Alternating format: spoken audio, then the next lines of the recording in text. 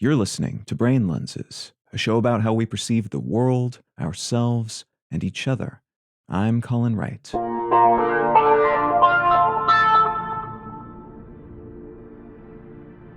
If you live in the United States, your odds of dying from heart disease, 1 in 6, vastly outweigh your odds of dying from an accidental opioid overdose, 1 in 92, which in turn outweigh your odds of dying in a car accident, 1 in 107, which itself is more likely than dying in a fire, 1 in 1,547, in a massive storm, 1 in 58,669, or being killed by lightning, 1 in 138,849. A 2018 study by the U.S. National Transportation Safety Board found that the odds of dying in a plane accident or crash are about 1 in 29.4 million. One's annual chance of being killed in a terrorist attack in the United States is around 1 in 43.8 million for a native-born terrorist and 1 in 104.2 million for a foreign-born terrorist.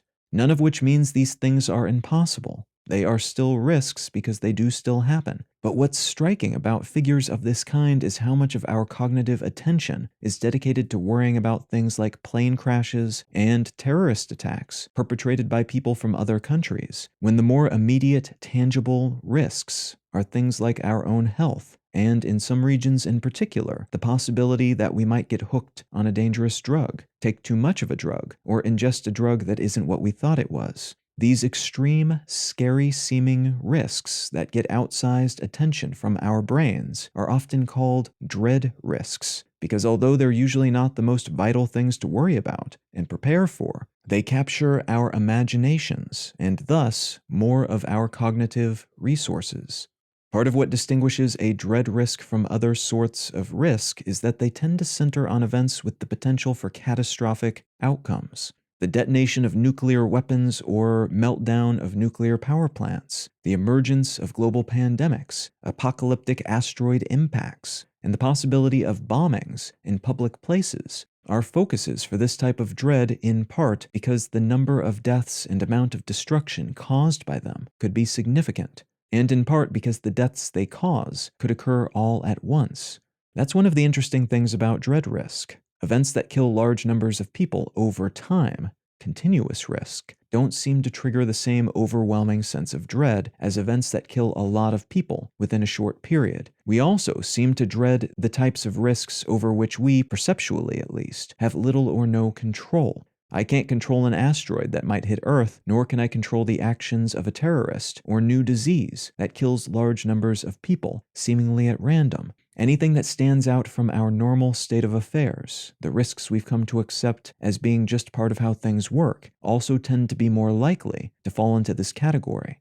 Car accidents are common in many countries, but the risks associated with them, even when they're substantial, have been baked into the foundation of everyday existence. We tend to fear them less than we fear plane crashes, despite the former being a lot more likely than the latter.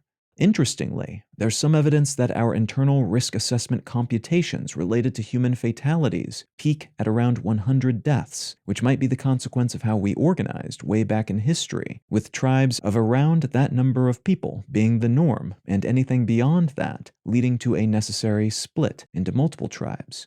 The theory is that events which cause around 100 deaths are especially scary because there's something in our biological or sociological makeup that imbues us with dread over the death of what would have essentially been our entire tribe, all the people we know. But there are diminishing returns beyond that in terms of dread, so a terrorist attack that kills 100 people will feel emotionally and intuitively similar in terms of how scared we are of similar things happening in the future to a terrorist attack or weather event or plane crash that kills a lot more.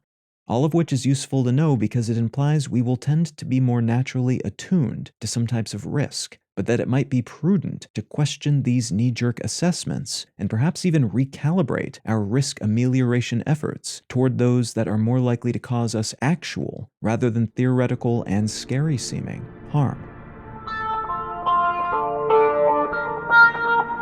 You can find out more about brain lenses, including how to support this show, and in return receive an additional episode of the show each week at brainlenses.com. You can also support this and all of my projects at understandery.com.